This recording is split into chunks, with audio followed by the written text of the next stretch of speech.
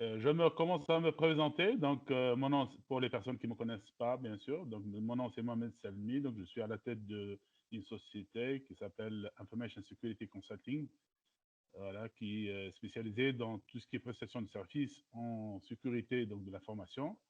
Je suis consultant SMSI, SMCA et en cybersécurité. J'ai 28 ans d'expérience. Je suis formateur senior de PECB, donc j'ai animé plus que 120 sessions à PECB, dont une trentaine en Afrique subsaharienne et une trentaine en France, et le reste c'est en Afrique du Nord. Et j'ai gagné en fait le prix du meilleur formateur francophone de PECB en 2016. Je suis aussi auditeur en sécurité de l'information. J'ai réalisé plus que 20 missions d'audit réglementaires, essentiellement donc, en Tunisie, mais aussi en Afrique subsaharienne, donc, au Cameroun, aussi à la République démocratique du Congo. Je suis pilote de projet SMSI, donc j'ai réalisé déjà 4 projets SMSI, dont 2 en Tunisie, un au Cameroun et un en Côte d'Ivoire. Et concernant les certificats, donc je suis certifié déjà PECB Trainer donc depuis 2014. Je suis aussi certifié ISO 27001 LILA, ISO 27005 Lead Risk Manager, ISO 31000 Risk Manager, ISO 27032 Cyber Security Lead Manager, EBIOS RM, MIARI RM concernant les méthodes de gestion des risques, CMMC, c'est Cyber Security Maturity Model Certification, donc aux États-Unis, c'est le niveau donc Foundation, parce que les autres niveaux lead ne sont pas encore déjà préparés. Et je suis aussi CMSA, c'est-à-dire Certified Management System Auditor. Donc, je suis un auditeur de certification, tierce partie. Alors, le programme de notre présentation, c'est tout d'abord une introduction à la norme ISO 27005, la version 2018. Là, on ne va pas tarder beaucoup, juste 4 slides pour présenter donc la norme. OK. Par la suite, je vais présenter la méthode EBIOS RM. Ça sera fait en 9 slides. Et comme il s'agit d'un workshop, je vais me tarder un peu plus sur les aspects réalisation, donc les résultats de l'application de la méthode RM au cas d'une entreprise fictive. Et là, donc, je vois, c'est à peu près 44 slides. Voilà, la totalité, à peu près sur 59 slides, mais la présentation va dans à peu près, disons, 49 slides, parce qu'il y aura 10 qui ne contiennent pas en fait des informations. Donc, je vais essayer de prendre au maximum 1 heure et demie pour faire la présentation.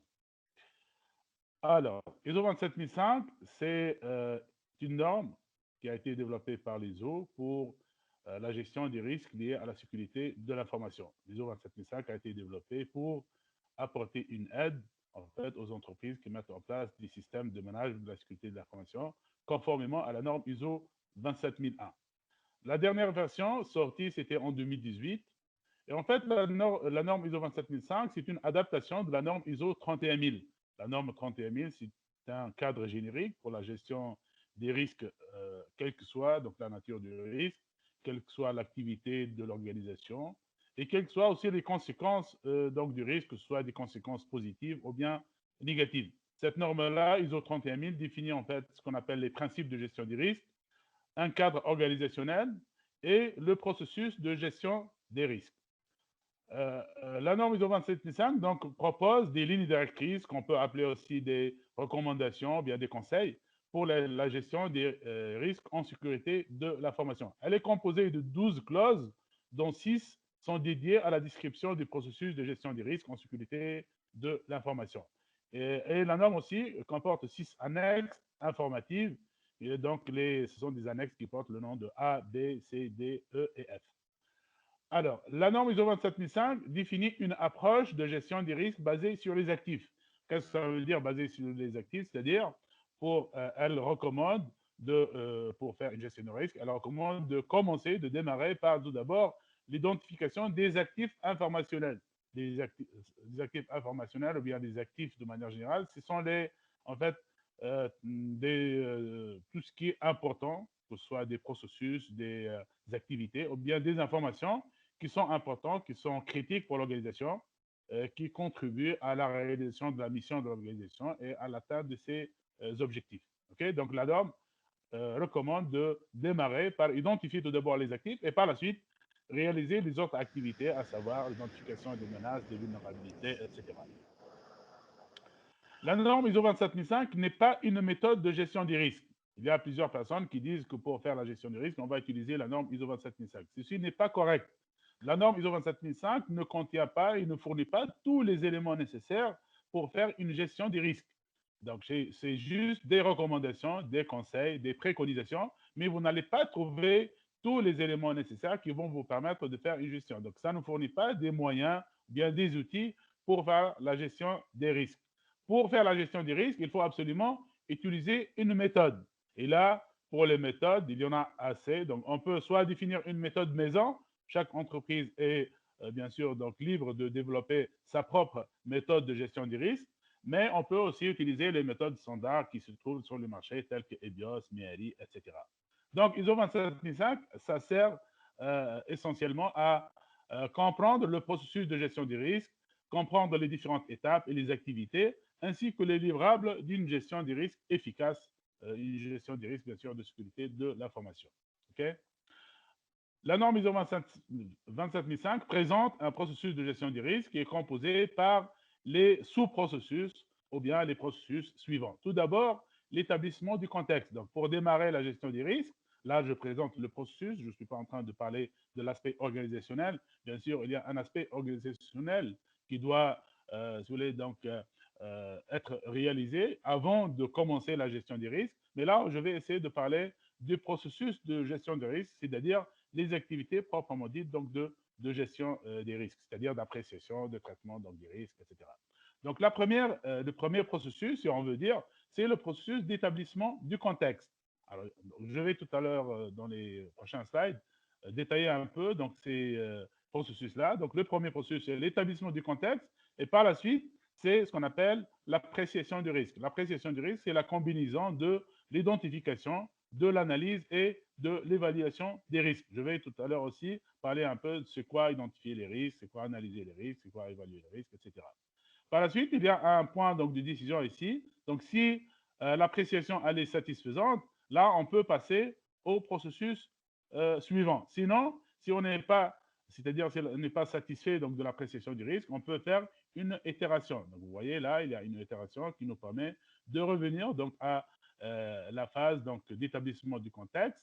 Et là, donc, on peut apporter des modifications au niveau donc, des paramètres ou bien des informations qui ont été déjà définies, telles que ce qu'on appelle les critères donc, du risque, les critères d'impact, les critères d'évaluation du risque, les critères d'acceptation du risque. Sinon, si ceci n'est pas possible, on va passer à l'appréciation du risque pour essayer d'identifier donc le risque de manière plus exacte, plus précise, de les analyser et de les évaluer. Donc, dans le cas où l'appréciation est satisfaisante, on va passer au traitement des risques.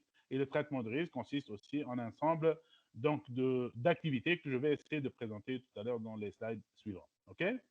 Par la suite, il y a un deuxième point de décision, c'est donc ce point-là, c'est donc est-ce que le traitement il est satisfaisant? Donc, est-ce qu'on est satisfait du traitement? Qu'est-ce que ça veut dire on est satisfait du traitement? C'est-à-dire, est-ce qu'on est arrivé, par exemple, à choisir donc les différentes options de traitement du risque? Est-ce qu'on est arrivé à, on a réussi à réduire le risque à un niveau, par exemple, acceptable? Donc, si c'est oui, on va passer à l'étape d'acceptation du risque. Dans le cas où le traitement n'est pas satisfaisant, on peut faire une autre itération. Et là, on a le choix entre soit de faire encore une fois un traitement supplémentaire, par exemple en choisissant de nouvelles mesures de sécurité, ou bien en apportant des modifications déjà aux mesures existantes pour essayer de réduire le risque à un niveau, par exemple, acceptable, soit de revenir depuis le début. Et là aussi, comme tout à l'heure, on peut être amené à modifier donc, certains paramètres de l'établissement du contexte, tels que redéfinir les paramètres, par exemple les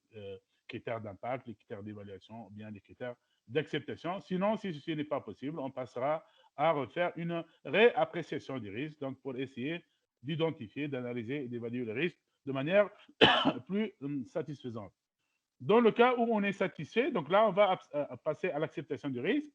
Et l'acceptation du risque consiste essentiellement à approuver ce qu'on appelle le plan de traitement du risque et l'état des risques résiduels. En fait, les risques résiduels, ce sont les risques qui subsistent après le traitement des risques. Parfois, les risques résiduels ne satisfassent pas les critères d'acceptation du risque, mais la direction générale ou bien les propriétaires de risque seront obligés d'approuver et d'accepter ces risques-là parce qu'ils ne peuvent pas faire autre chose. Alors, parfois, il y a des risques, par exemple, qui demandent un investissement lourd, par exemple, et la société ne dispose pas du budget, par exemple, nécessaire. Ou bien, parfois aussi, il y a des autres difficultés opérationnelles, telles que des problèmes, par exemple, techniques, ou bien un manque de maîtrise, par exemple, d'un outil pour pouvoir traiter donc, un risque. Et la direction peut accepter provisoirement ou bien définitivement un risque. Donc, c'est la phase d'acceptation des risques. Alors, vous voyez, il y a à gauche aussi un processus donc, qui s'appelle communication et concertation. Et à droite, il y a un autre processus qui s'appelle surveillance et réexamen des risques. Alors, ces processus-là, en fait, elle accompagne toutes les activités de management des risques, c'est-à-dire depuis l'établissement du contexte, en passant par l'appréciation, le traitement et l'acceptation du risque, nous devons réaliser des activités de communication et de concertation. Alors, de quoi il s'agit? La communication et la concertation, c'est l'ensemble des activités d'échange et de partage d'informations avec les groupes cibles ou bien les parties intéressées. Par exemple, lorsqu'on va établir le contexte ici, c'est-à-dire établir essentiellement les critères donc, du risque, alors ce n'est pas le rôle uniquement de l'équipe de gestion des risques, mais ces critères-là doivent être établis en concertation avec l'ensemble des parties intéressées, par exemple la direction générale, les hauts responsables de la société, etc. La même chose lorsqu'on fait l'appréciation des risques, c'est-à-dire on identifie les risques, on identifie les actifs informationnels, on identifie les menaces, les vulnérabilités, etc. etc. Et lorsqu'on fait l'analyse des risques aussi, etc., on doit faire ce travail-là en concertation avec avec les responsables, par exemple, donc métiers et les autres responsables. On doit impliquer en fait les différentes parties intéressées dans tout le processus de management des risques pour s'assurer que notre plan de traitement de risque reflète réellement de clarité et prend en considération tous les avis et tous les points de vue des différentes parties intéressées. Sinon, si vous ne prenez pas en considération donc les différents points de vue de l'ensemble des parties intéressées, vous allez trouver une difficulté, un problème au niveau de l'acceptation du risque. Les parties prenantes ne vont pas peut-être approuver votre plan en disant que les solutions que vous avez proposées ne sont pas adaptées au contexte de l'organisation et on ne peut pas donc les accepter. OK? Donc, c'est très important de réaliser tous les travaux de gestion du risque en concertation avec les différentes parties intéressées donc, de l'organisation. Donc, à droite, il y a le processus de surveillance et de réexamen donc, des risques. Alors, en fait, la gestion de la sécurité de l'information de manière générale, elle est basée sur ce processus de gestion des risques. Donc, si le processus de gestion des risques fournit des résultats qui ne sont pas bien adaptés à l'organisation, ne sont pas, c'est-à-dire génèrent des solutions qui ne sont pas appropriées donc au contexte de l'organisation, etc., on risque de ne pas protéger les actifs informationnels de l'entreprise de manière aussi donc appropriée. Pour cette raison, on doit s'assurer que surtout donc notre plan de traitement des risques, si vous voulez, donc reflète la réalité et propose des mesures de sécurité pour traiter les risques auxquels la société elle est réellement exposée. Donc on a besoin et il faut absolument surveiller et examiner les risques, surtout que la société, que n'importe quelle société, elle se développe dans un environnement dynamique où il y a toujours donc de nouveaux risques qui apparaissent, d'autres qui disparaissent, il y a de nouveaux actifs informationnels qui sont ajoutés au système d'information, il y a le personnel, il y a du personnel qui part, il y a du personnel qui arrive, etc. etc. Donc tout ceci peut être accompagné par des risques. Okay? C'est pour cette raison qu'on doit mettre en place des mécanismes pour surveiller et examiner donc les risques afin, comme j'ai dit, d'avoir une gestion des risques qui soit adéquate, qui soit appropriée et efficace. OK?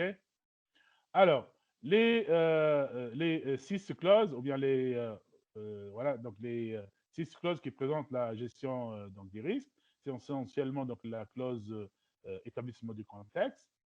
Alors, cette clause-là définit ou recommande de définir ce qu'on appelle les critères de base. Alors, les critères de base, c'est tout d'abord définir une approche de gestion du risque. Alors, les approches, en fait, il peut y avoir des approches de gestion du risque qui sont basées, par exemple, sur le qualitatif ou bien sur le quantitatif. Il y a des approches aussi qui sont basées sur les actifs informationnels, d'autres qui sont basées sur ce qu'on appelle les scénarios de risque. Donc là, il faut choisir une approche qui est adaptée donc à contexte donc de l'organisation. Il faut aussi définir les critères d'impact. Alors, les critères d'impact, c'est les critères vis-à-vis desquels on va évaluer les conséquences.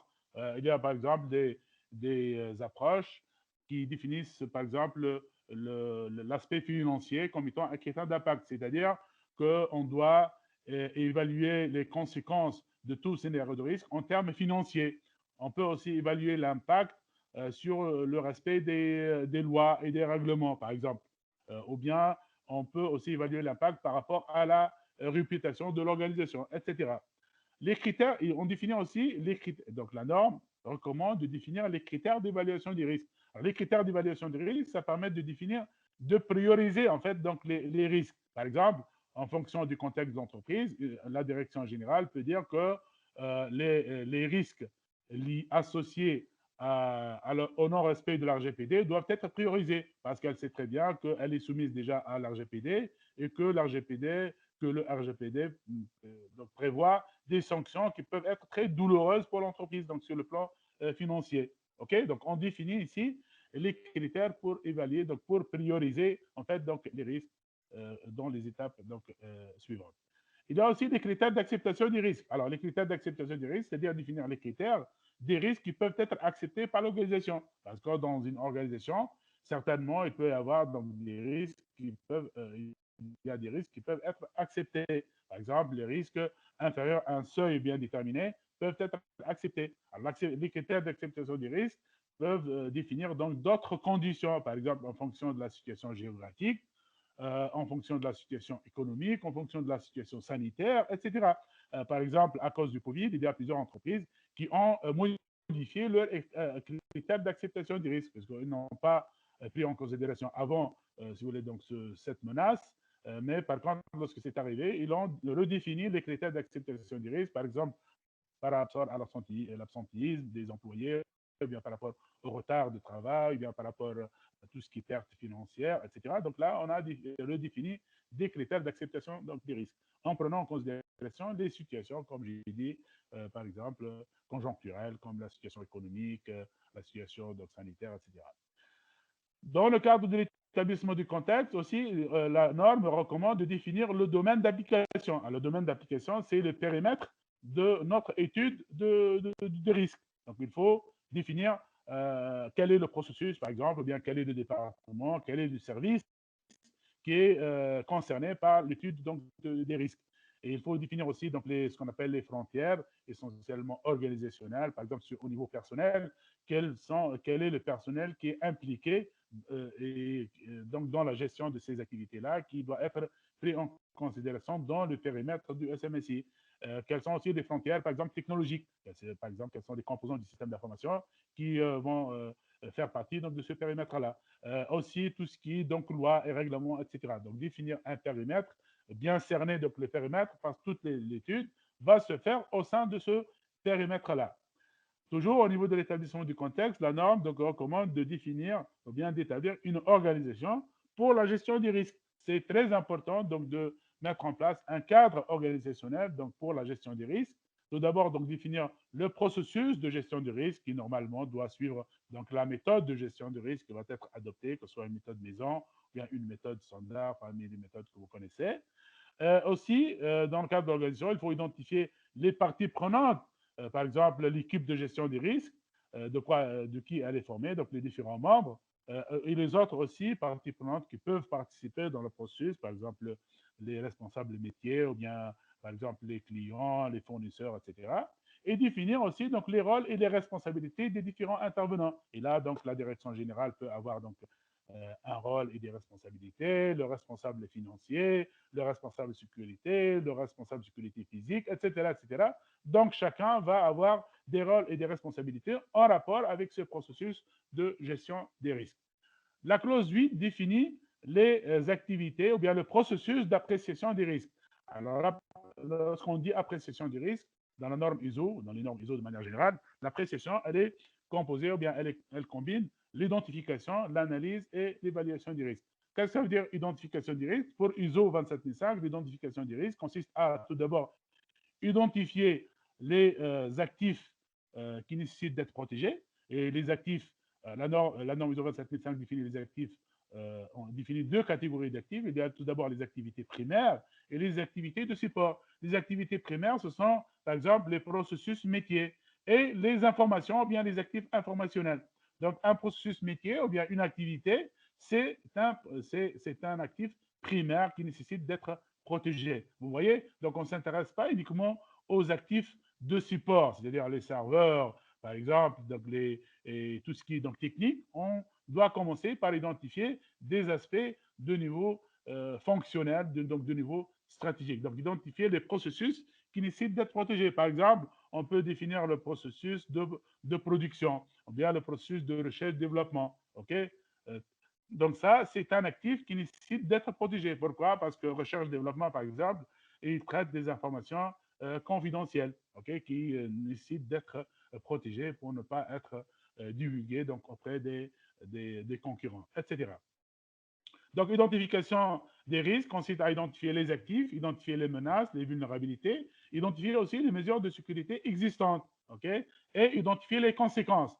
Et il est important donc d'identifier les risques de manière euh, euh, claire afin de pouvoir analyser par la suite donc les risques. Alors, l'analyse des risques, ça consiste à évaluer donc les risques identifiés, c'est-à-dire donner une valeur, à valoriser plutôt donc les risques identifiés, c'est-à-dire donner une valeur à chaque risque identifié. Alors, en fonction de l'approche ou bien la méthodologie utilisée, la valorisation du risque va se faire soit en se basant sur une méthode quantitative ou bien qualitative. Méthode qualitative, c'est-à-dire on va évaluer les risques ou bien voilà, on va évaluer les risques sur, par exemple, en utilisant des niveaux de risque qualitatifs, par exemple de genre faible, moyen, élevé. OK?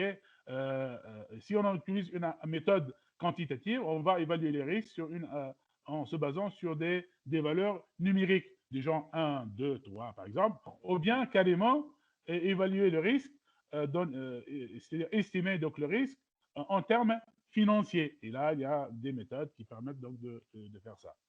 L'évaluation des risques, quant à elle, là, consiste à comparer les niveaux de risque qui ont été analysés au niveau de l'étape d'analyse des risques, les comparer aux critères d'acceptation et d'évaluation des risques pour identifier les risques qui sont acceptés et identifier les risques qui nécessitent des traitements supplémentaires. OK? Donc, une fois on a apprécié les risques, on passera au traitement du risque. Et le traitement du risque va consister à tout d'abord choisir des options de traitement du risque. Et la norme ISO 27005 définit 4 options de traitement du risque. Il y a le maintien du risque, il y a, si vous voulez, donc l'évitement du risque, le partage du risque, et voilà, donc je répète, il y a le maintien, il y a le refus, ou bien l'évitement du risque, il y a le partage des risques, et il y a un quatrième qui est, alors comment ça s'appelle, évitement, attendez, un maintien du risque, éviter, partager, quoi d'autre? Donc j'ai mis de maintenir le risque, voilà. Donc maintien du risque, voilà, maintien le risque, c'est-à-dire accepter le risque, puis voilà, réduire le risque, voilà, Mitigé, réduction du risque, excusez-moi, c'est réduction du risque, mitigé. c'est ça, c'est la réduction du risque dans la norme ISO 27005. Donc, utilise le mot réduction donc, du risque. Il y a l'évitement du risque. Il y a le partage du risque. Donc, il y a 4 options. Donc, pour chaque risque qui a été apprécié, on doit choisir une option au plus. Donc, les options ne sont pas exclusives. On peut choisir une au plus. Et par la suite, on doit sélectionner les mesures de sécurité appropriées. En fonction des options de traitement de risque, on choisira les mesures appropriées. Les mesures peuvent être sélectionnées à partir, par exemple, de la norme ISO 27002. La norme 27002, c'est une norme de bonne pratique qui présente des mesures de sécurité. Ou bien, si on est dans le cadre de ISO 27001, on doit choisir les mesures à partir de l'annexe A de la norme ISO 27001. Mais on peut aussi choisir des mesures de sécurité à partir d'autres référentiels tels que COBIT, ITIL ou n'importe quel autre référentiel. Par la suite, on doit établir le plan de traitement des risques. Et le plan de traitement des risques, c'est un tableau qui va décrire l'ensemble des risques avec donc les actifs qui nécessitent d'être protégés, les menaces, les vulnérabilités, le niveau de risque associé à chaque risque, les options qui ont été sélectionnées, les mesures de sécurité appropriées aussi qui ont été sélectionnées et d'autres informations telles que le responsable, par exemple, de mise en œuvre des mesures de sécurité, excusez-moi, un responsable donc de suivi donc des mesures de sécurité, les délais, les ressources nécessaires, etc., etc. Ok. Et par la suite, donc une fois on a établi le plan, on doit établir un état des risques résiduels. On a besoin d'évaluer donc les niveaux de risque qui subsistent après le traitement. Normalement, on acceptera les risques uniquement qui respectent ou bien qui satisfassent les critères d'acceptation des risques. Et pour les autres, on doit les traiter avec, donc, on doit, si voilà, on a des risques qui dépassent ou bien qui ne respectent pas les critères d'acceptation des risques, tout simplement, la direction va les accepter, soit provisoirement, soit définitivement, donc en fonction de la situation. Alors, clause 10, c'est l'acceptation des risques. Et donc là, j'ai dit, c'est essentiellement l'approbation du plan de traitement des risques et l'approbation des risques résiduels. Donc là, la direction générale et les autres propriétaires des risques vont signer donc le plan de traitement des risques et les risques résiduels. Et elle peut bien sûr ajouter des commentaires donc, en rapport avec leur acceptation donc, de ces risques-là. La clause 11, c'est la communication et la concertation. Donc là, c'est, comme j'ai dit tout à l'heure, c'est les échanges d'informations avec les parties prenantes concernant donc, les risques, concernant les sources de risque, concernant les menaces, les vulnérabilités, concernant aussi les mesures de sécurité, etc. etc. Donc, c'est un échange bidirectionnel entre l'équipe de management des risques et les autres parties intéressées. L'objectif, c'est collecter donc, le maximum d'informations sur donc, les risques et aussi donc par la suite approuver donc notre plan de traitement de risque et accepter le plan de traitement de risque et les risques résiduels. La clause 12, c'est la surveillance et le l'examen, comme j'ai expliqué tout à l'heure. Donc, il faut absolument surveiller ce processus-là. Donc, surveiller et examiner les facteurs de risque, par exemple, les nouveaux risques qui apparaissent, les nouvelles vulnérabilités, donc nouvelles menaces, etc. etc. Aussi, surveiller, par exemple, tout ce qui est valeur des actifs. Quand les actifs peuvent changer de valeur, il y a de nouveaux actifs peut-être aussi qui peuvent être introduits au système d'information. Donc là, il faut prendre en considération les risques associés à ces actifs-là. Il y a du personnel, par exemple, qui arrive, d'autres qui disparaissent, qui partent, etc. Donc tout ça peut être accompagné par des risques sur l'activité de l'organisation et l'entreprise doit absolument surveiller tous ces facteurs-là pour traiter donc, les risques associés. OK? Voilà, donc c'est ce que j'ai prévu par rapport à ISO 27005. Je vais maintenant passer donc, à la méthode EBIOS. Alors, la méthode EBIOS, c'est l'une des méthodes de gestion des risques qui est conforme à la norme ISO 27005 et qui est conforme aussi à la norme ISO 27001. Elle est développée par l'ANSSI, comme vous connaissez, l'Agence nationale de la sécurité du système d'information en France, avec la contribution du club EBIOS, dont je suis membre déjà. Alors, la méthode EBIOS utilise une approche donc globale du type top-down. Qu'est-ce que ça veut dire top-down? C'est-à-dire, lorsqu'on commence la méthode, on va commencer par décrire donc les missions de l'entreprise, donc de haut niveau, les missions de l'entreprise, identifier les valeurs métiers. Alors, les valeurs métiers, ce sont les actifs informationnels. Donc, ISO 27005 utilise le mot actif informationnel, ou bien actif primaire. Donc, déjà, actif primaire, donc, parce que dans ISO 27005, il y a les actifs, il y en a deux types. Il y a les actifs primaires et les actifs de support, ou bien les actifs en support. Les valeurs métiers dans EBIOS, ce sont les actifs primaires. Donc, on commence par définir les missions, les grandes missions de l'organisation, bien les missions majeures de l'entreprise, et aussi donc les valeurs donc métiers de l'organisation. Et par la suite, on va descendre petit à petit jusqu'à arriver donc aux fonctions métiers, aux fonctions techniques et la définition de ce qu'on appelle les scénarios opérationnels et l'évaluation donc de ce qu'on appelle donc la vraisemblance ou bien la probabilité d'occurrence de ces scénarios, etc. Okay? L'approche EBIOS, elle est symbolisée par une pyramide, comme vous voyez ici. Donc, la pyramide, elle est composée de 3 étages. Il y a une première étage donc, où on va définir ce qu'on appelle les principes de base, donc hygiène. Voilà, je vais la présenter dans le prochain slide. Aussi, le cadre réglementaire et normatif, ça c'est le deuxième étage. Et le troisième étage, c'est la précision des scénarios numériques. Donc, alors, les deux premiers étages utilisent une approche, sont basés sur une approche. Tu peux me passer Allô? Alors, les deux premiers étages utilisent une approche par conformité. Je vais expliquer tout à l'heure dans le slide suivant qu'est-ce que ça veut dire une approche par conformité. Et le dernier étage de la pyramide utilise une approche dit approche par scénario. OK? Alors, Lancy, lorsqu'il a développé la méthode, il a écrit un guide de gestion des risques pour aider les entreprises à utiliser donc, la méthodologie. À l'époque, il n'y a pas un logiciel qui supporte la méthodologie et les gens utilisaient manuellement la méthode de gestion des risques avec l'utilisation de Word, Excel, etc. Il y avait aussi des fiches méthodes qui ont été développées et qui apportent aussi des aides supplémentaires donc, pour utiliser donc, la méthode donc, EBIOS RM. Plus tard, donc, EBIOS plutôt Lancier, a établi ce qu'on appelle un label EBIOS RM et a encouragé les sociétés à développer des solutions logicielles pour supporter donc, la méthode EBIOS. Et là, aujourd'hui, on a en France 4 entreprises qui fournissent donc, une solution logicielle. Il y a par exemple Agile RM de la société All4Tech, il y a Esri RM de Esri, etc. Donc, pour consulter les entreprises qui fournissent des logiciels, vous pouvez consulter le site de Lancy. OK? Alors, j'ai dit la méthode EBIOS RM, elle est basée sur une approche, sur une combinaison de deux approches. L'approche par conformité, qui permet donc, qui est adoptée pour réaliser les travaux donc, des deux premiers étages de la méthode.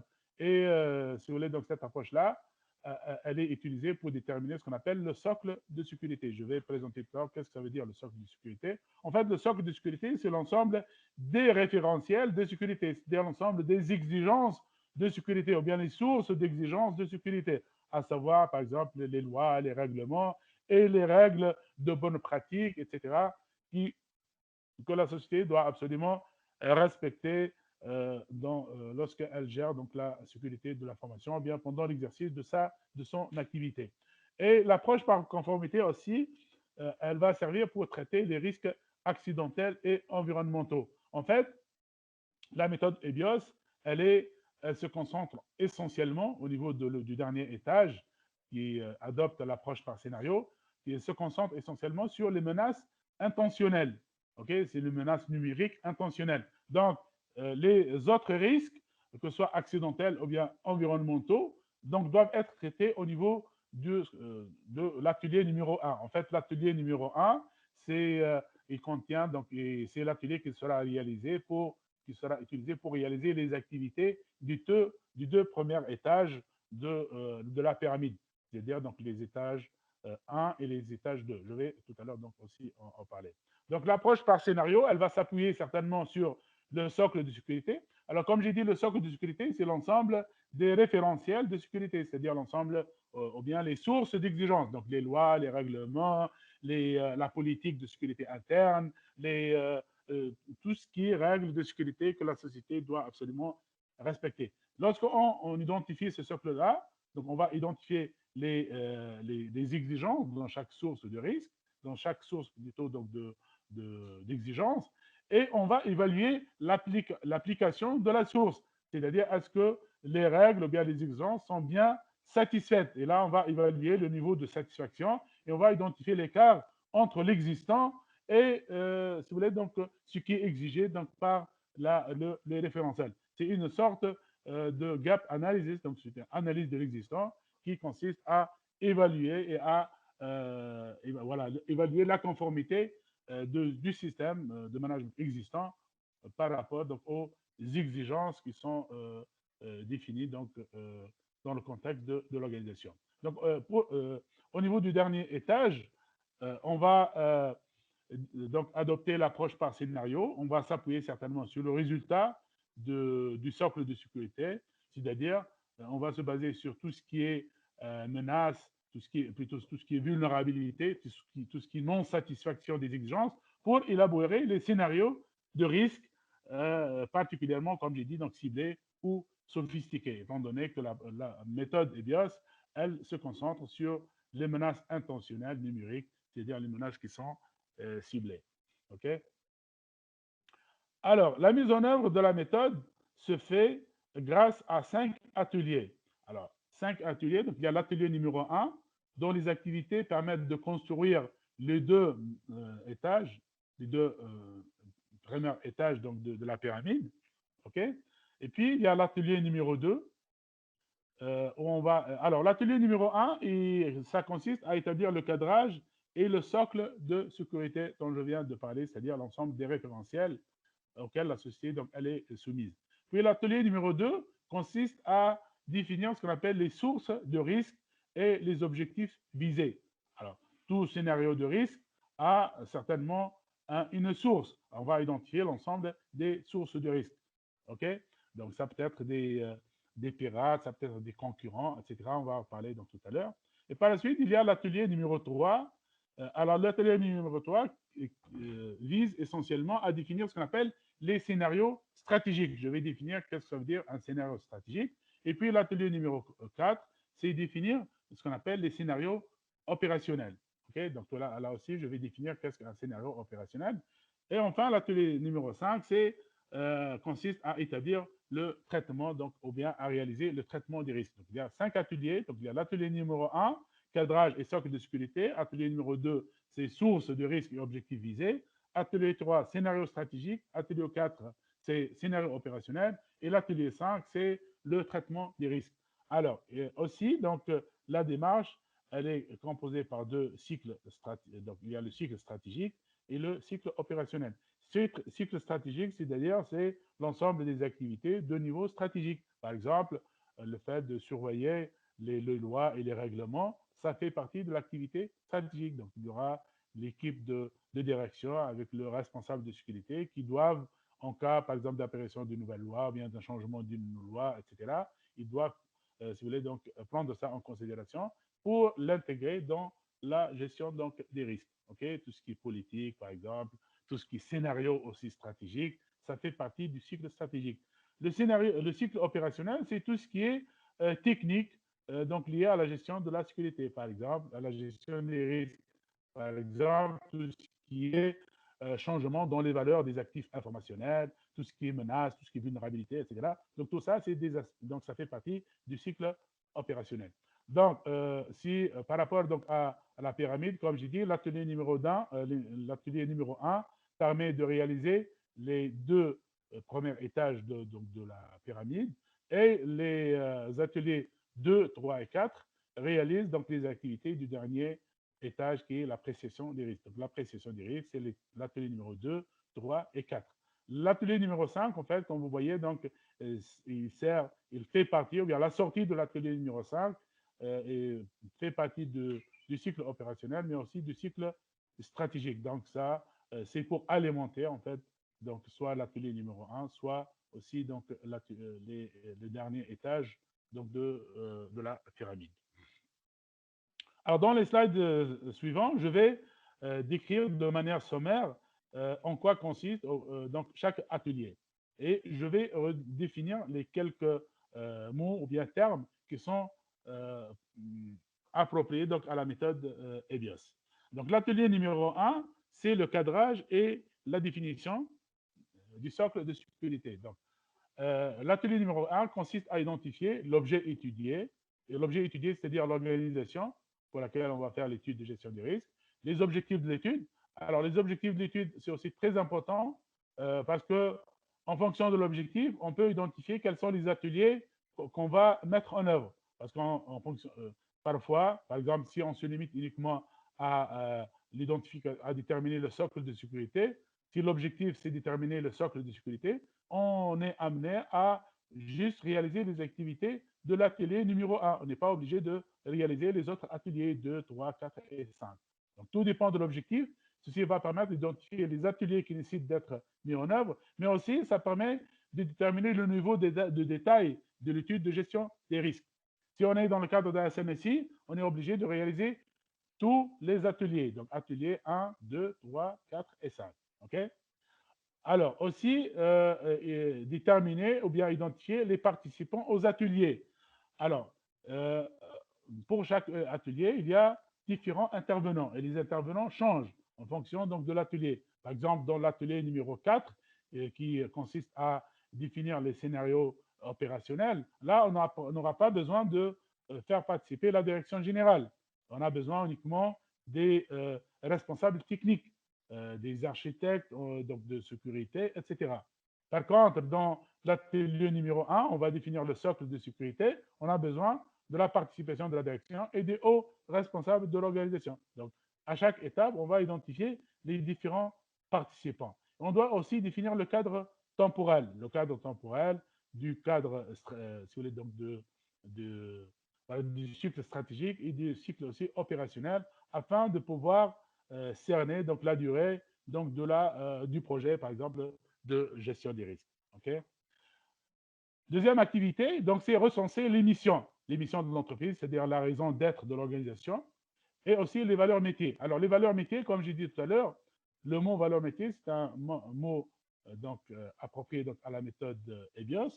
Valeur métier veut dire un actif primaire dans ISO 27001, dans ISO 27005, c'est-à-dire toute composante importante pour l'organisation dans l'accomplissement de sa mission. La valeur métier peut être un processus ou bien de manière générale, il y a deux types de valeurs métier. Il y a les processus ou bien les informations. Okay. À ce niveau-là, on va se limiter essentiellement aux, bien sûr, processus et aux informations majeures, c'est-à-dire qui contribuent à la réalisation de la mission de l'entreprise et à atteindre ses objectifs métiers. Aussi, on doit recenser les biens supports. Les biens supports, ce sont les actifs de support de ISO 27005, c'est-à-dire les actifs sur lesquels reposent les valeurs métiers et les missions de l'organisation. Donc, tout ce qui est matériel, tout ce qui est logiciel, tout ce qui est bâtiment, tout ce qui est personnel, tout ce qui est service, etc. OK. On doit aussi identifier les événements redoutés. Alors, le mot événement redouté, c'est un mot propre aussi à la méthode EBIOS. Et un événement redouté, c'est tout ce qui est événement indésirable qui est accompagné d'une atteinte à des propriétés ou bien à des besoins en sécurité de l'information. Par exemple, tout ce qui est atteinte à la confidentialité, à l'intégrité, à la disponibilité, ou bien tout autre critère qui est jugé donc nécessaire dans l'évaluation de la sécurité. Okay. Bien sûr, on doit chercher les événements redoutés associés aux valeurs métiers. Les valeurs métiers, on a dit, c'est les processus et les informations majeures critiques de l'entreprise. Donc, si on va chercher les événements redoutés, on doit se limiter aux événements redoutés qui peuvent avoir un effet, un impact sur donc, les valeurs métiers qui ont été identifiées au niveau donc, de l'étape précédente. OK.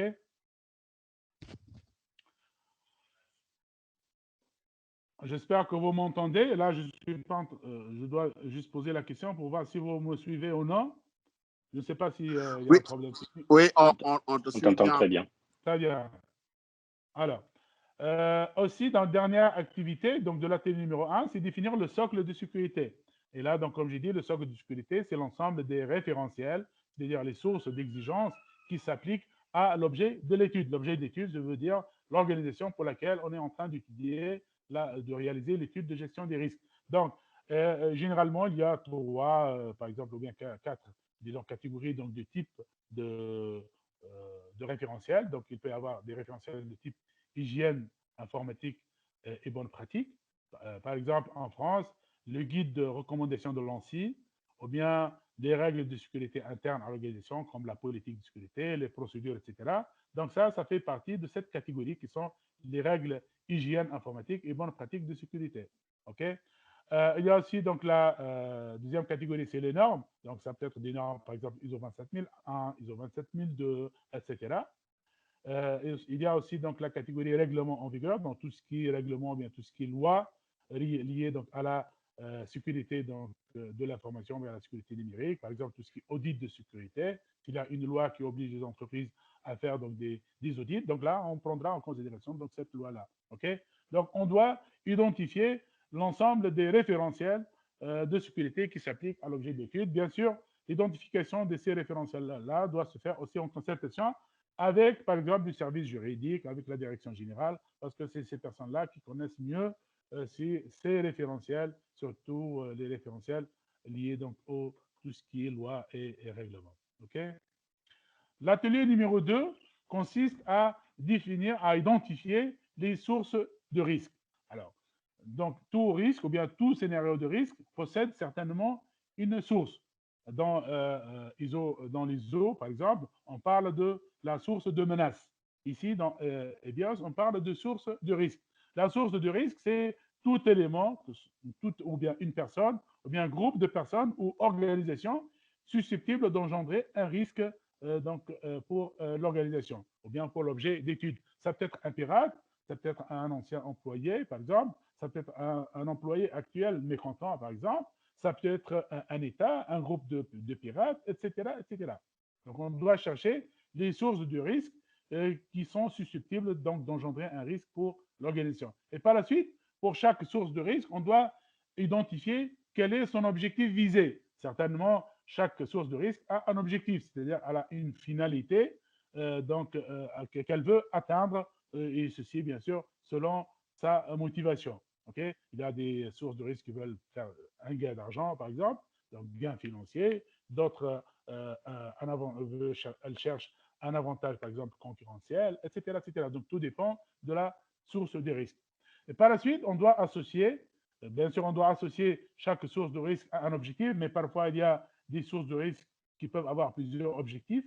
L'essentiel, c'est qu'on doit identifier l'ensemble des couples sources de risque objectifs visés. Parfois, il y a plusieurs, comme j'ai dit, donc sources de risque objectifs visés. On va retenir uniquement les couples SROV qui sont jugés les plus pertinents. Okay? Et par la suite, la norme aussi recommande d'établir une cartographie donc des sources de risque en fonction de leur pertinence, qui permet aussi d'ajouter d'autres critères pour le choix des sources de risque et les objectifs visés. Alors, ici, les sources de risque objectifs visés, on va les évaluer au niveau de la pertinence et on doit utiliser certains critères, on va les présenter plus tard dans les ateliers, ce qui va permettre donc d'évaluer donc le niveau de pertinence de chaque couple SR-OV. Mais il n'y a pas uniquement que ce critère-là qui nous permet de choisir les sources de risque et de l'objectif visé. On peut établir une cartographie que je vais présenter plus tard, qui nous permet aussi donc de choisir les couples SROV associés à l'ensemble des valeurs métiers et associés aussi aux événements redoutés qui ont été évalués, identifiés au niveau de l'atelier numéro 1. Alors, si on se limite uniquement à la pertinence, on risque, par exemple, de choisir des sources de risque uniquement liées par exemple, à un seul événement redouté, ou bien à deux événements redoutés qui sont liés à deux ou bien trois valeurs métiers. Alors qu'il y a des valeurs métiers aussi qu'on a identifiées dans l'atelier numéro 1 et qui nécessitent aussi d'être pris en considération. Donc, c'est pour cela la représentation graphique va aider à identifier donc d'autres sources de risques et objectifs visés par rapport à l'ensemble des valeurs métiers et les événements redoutés qui ont été identifiés au niveau de l'atelier numéro 1. L'atelier numéro 3, il vise à acquérir une vision claire de l'écosystème. Qu'est-ce que ça veut dire? En fait, les scénarios de risque peuvent cibler une entreprise de manière directe en utilisant un canal, par exemple, direct. Par exemple, si l'entreprise est connectée sur Internet, on peut identifier donc des vulnérabilités et puis on va exploiter ces vulnérabilités-là pour attaquer donc l'entreprise. Les vulnérabilités peuvent être des vulnérabilités techniques ou bien des vulnérabilités au niveau du personnel, etc. Mais parfois aussi, on peut cibler une entreprise à travers ses partenaires, ou bien ses clients, ou bien ses fournisseurs. Là, c'est ce qu'on appelle les parties prenantes de l'écosystème. Donc, pour cette raison, une entreprise, ou bien l'équipe de gestion des risques, doit commencer par comprendre l'écosystème donc de l'organisation, donc avoir une vision claire de l'écosystème, c'est-à-dire l'ensemble des parties prenantes qui sont en interaction avec l'objet de l'étude. Okay? Ce que ça veut dire en interaction avec l'objet de l'étude, c'est-à-dire qui interviennent dans le fonctionnement normal des valeurs métiers de l'organisation, dans les activités courantes de l'organisation. Par exemple, un fournisseur informatique qui livre du matériel, ou bien un consultant en sécurité qui intervient sur le système d'information de l'entreprise, je ne sais pas, un développeur, par exemple, informatique, tout ça, etc. Ça, ce sont des parties prenantes qui sont en interaction donc, avec l'organisation, avec son système d'information, ses applications, son infrastructure, etc. Ces sources-là, ou bien ces parties prenantes, peuvent être utilisées, peuvent faire partie donc d'un scénario donc de risque stratégique. Okay? Pour cette raison, on doit donc bien les identifier et surtout identifier celles qui peuvent réellement donc faire partie dans un scénario stratégique donc pour l'organisation. Alors, la norme aussi recommande d'établir, plutôt la méthodologie, donc EBIOS, recommande d'établir une cartographie de menaces. Alors, pour comprendre l'écosystème, j'ai dit on va identifier les parties prenantes. Il peut y avoir plusieurs parties prenantes, donc plusieurs clients, plusieurs fournisseurs, plusieurs partenaires. Quelles sont les parties prenantes qui réalisent un danger, donc le plus grand, donc le plus grand danger pour l'organisation? On va évaluer ce qu'on appelle le niveau de menace. Donc, on va grâce à certains critères qu'on va présenter par la suite, on va évaluer le niveau de menace et ceci va nous permettre de distinguer les parties prenantes qui forment donc, ou bien qui constituent un danger pour donc l'organisation. Et ceci va nous permettre de se focaliser sur les menaces les plus dangereuses donc, pour l'organisation. Bien sûr, on n'est pas encore sûr que ces parties prenantes-là peuvent être utilisées dans les menaces stratégiques. Pour cette raison, on doit chercher, on va lier ça aux résultats des travaux des ateliers précédents. Tout à l'heure, on a parlé au niveau de l'atelier 2, on a parlé de la source de risque. Donc, est-ce que les sources de risque qu'on a identifiées dans l'étape 2, dans l'atelier numéro 2, peuvent utiliser une ou plus de parties prenantes de l'écosystème de l'organisation pour réaliser des scénarios stratégiques? Donc, est-ce qu'ils peuvent réaliser ce qu'on appelle des vecteurs d'attaque donc, sur l'organisation? OK? Donc, pour cela, donc, on doit bâtir des scénarios donc, de haut niveau, ce qu'on appelle des scénarios stratégiques. Et un scénario stratégique, c'est quoi? C'est un ensemble de chemins d'attaque qui décrivent la source du risque, ainsi que les parties prenantes de l'écosystème qui peuvent être exploitées et aussi l'objectif visé par l'organisation. Et on peut aussi ajouter tout ce qui est donc valeur métier. Donc là, c'est ce qu'on appelle le scénario stratégique. Donc au niveau de la description du scénario stratégique, on ne va pas décrire ou bien identifier les biens supports, c'est-à-dire les actifs en support qui vont être utilisés par les sources de risque. Donc on va se limiter, on va dire voilà, l'attaque va utiliser tel partenaire pour atteindre son objectif. OK? Qui est donc, par exemple, la compromission, je ne sais pas, donc de telle données, par exemple, client, ou bien vol, par exemple, des données clients, etc. Ou bien elle va utiliser tel, par exemple, fournisseur. Donc voilà, il peut y avoir donc du client, fournisseur, partenaire, etc. OK? Et par la suite, on va évaluer les scénarios stratégiques en termes de gravité. En fait, les scénarios stratégiques sont associés aux événements redoutés. Et dans l'atelier numéro 1, on a déjà évalué la gravité des événements redoutés. Donc, les scénarios stratégiques vont hériter le niveau de gravité des événements donc redoutés. Donc, là, ça ne va pas demander un grand effort pour évaluer la gravité des scénarios stratégiques, étant donné qu'on a déjà évalué donc la gravité des événements redoutés. Atelier numéro 4, c'est le scénario opérationnel. Alors, s'il vous plaît, me rappelez toujours donc la durée qu'il me reste. Donc, j'ai déjà pratiquement 1 heure maintenant. Il me reste combien de temps? Allô? Il te reste combien de slides? Bah, il me reste beaucoup de slides, en fait. Ah, Donc, bah, déjà...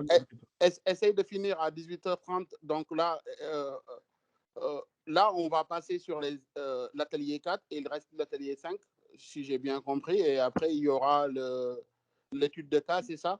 C'est ça, c'est l'application. Donc Ah, là, je vais essayer de rapidement de ouais, présenter le résultat sans tarder longtemps sur donc, ouais, les résultats. Quoi. OK? ouais. Très bien. Okay, ça marche, merci. Très bien. Alors, scénario opérationnel, donc, c'est construire, en fait, un scénario opérationnel, c'est l'ensemble d'actions élémentaires qui sont réalisées sur les biens supports. Maintenant, après avoir déterminé les scénarios stratégiques, maintenant, on va dire quels sont les scénarios opérationnels, c'est-à-dire quelles sont les actions techniques opérationnelles qui vont être réalisées sur le bien support, c'est-à-dire sur les serveurs, sur les routeurs, sur les commutateurs, etc., sur le personnel aussi, qui vont être réalisés et qui vont permettre donc à la source de risque de réaliser son objectif.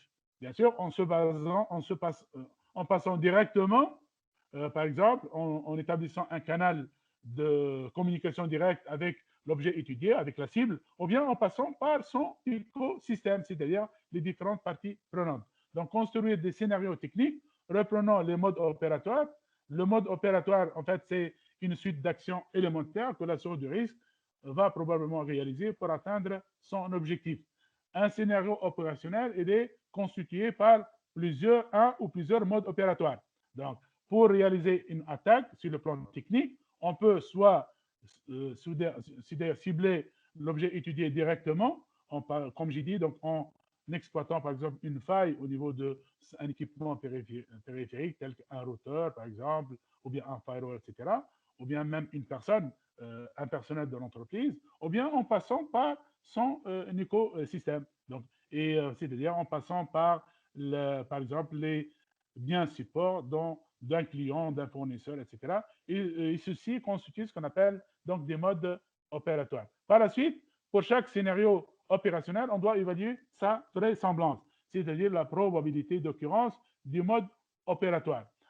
Sachant qu'au niveau du slide, au niveau de l'atelier numéro 3, on a défini la gravité des scénarios stratégiques, et au niveau de l'atelier numéro 4, on a évalué la vraisemblance, et ces deux paramètres-là, donc la gravité de l'impact, c'est-à-dire, et la vraisemblance, vont nous permettre d'évaluer le niveau de risque. Ça sera réalisé donc, au niveau de l'atelier numéro 5.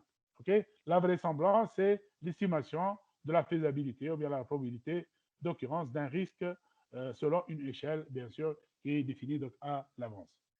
L'atelier numéro 5, c'est le traitement des risques. Donc, ça consiste tout d'abord à faire une synthèse de l'ensemble des risques étudiés, c'est-à-dire les différents modes opératoires qui ont été retenus en fonction de leur gravité, en fonction de leur vraisemblance, les représenter en fait dans un tableau qu'on va les présenter tout à l'heure, dans une matrice.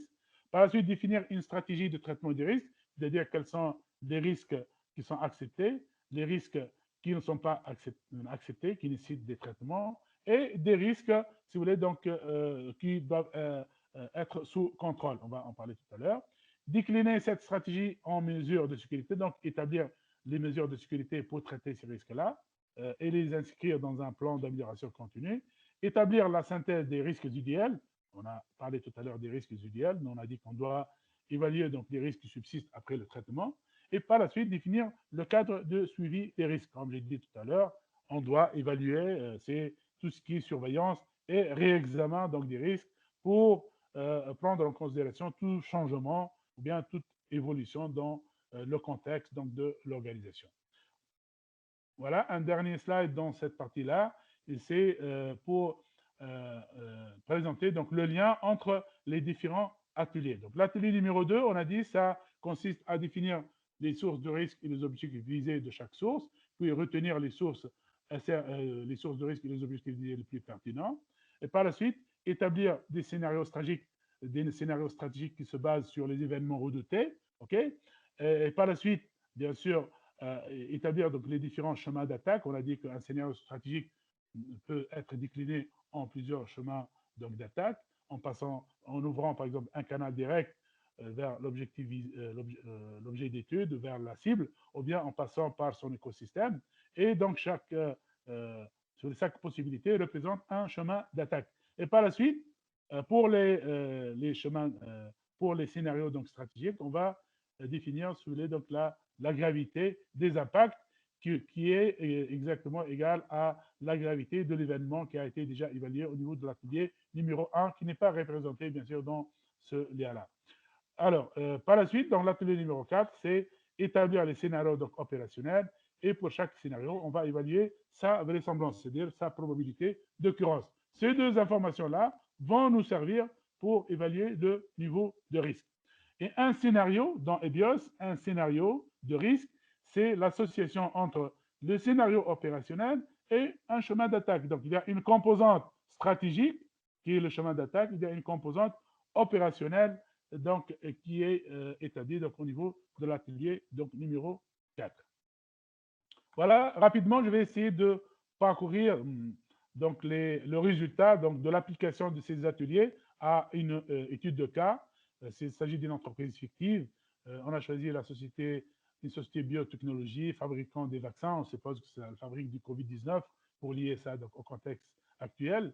Donc, une entreprise fictive qui se veut réaliste dans l'objectif de fournir une illustration concrète et pédagogique dans la méthode. Alors, cette société, elle est caractérisée par une estimation d'un niveau de maturité faible en matière de sécurité numérique, une sensibilisation basique sur la sécurité numérique à la prise de poste par les salariés, une existence d'une charte de sécurité et les parties prenantes appartiennent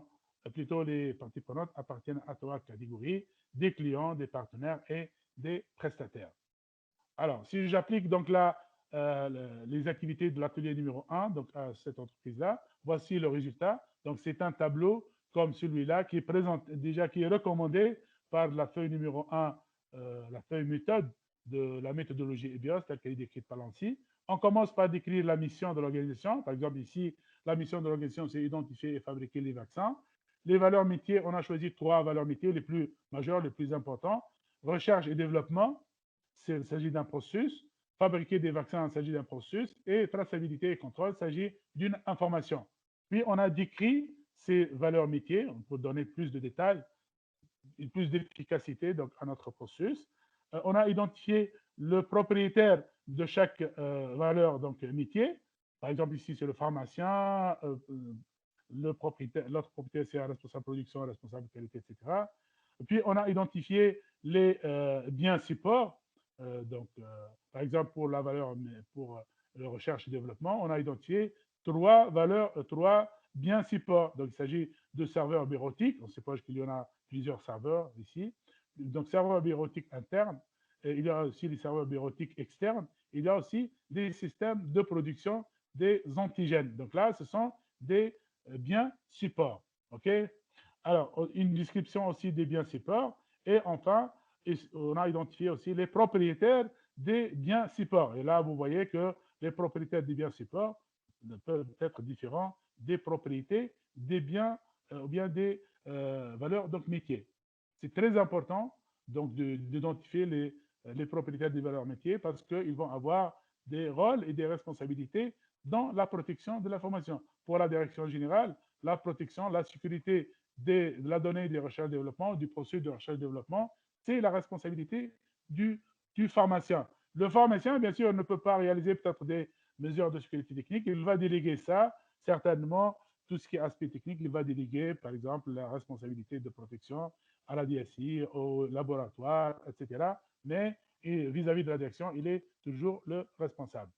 Alors, par la suite, on va évaluer tout à l'heure dans l'atelier numéro 1, on a dit qu'on doit identifier les événements redoutés et on doit évaluer la gravité des événements redoutés. Donc, bien sûr, selon une grille bien déterminée, par exemple, qui définit la gravité des impacts sur une échelle de 1 à 4, okay, on définit les événements redoutés. Donc, pour chaque valeur métier qui a été identifiée, recherche-développement, fabriquer les vaccins, traçabilité et contrôle qu'on a identifié dans ce tableau-là, on va chercher les événements redoutés. OK? Donc, voilà, ici, pour le recherche-développement, on a identifié 4, par exemple, événements redoutés.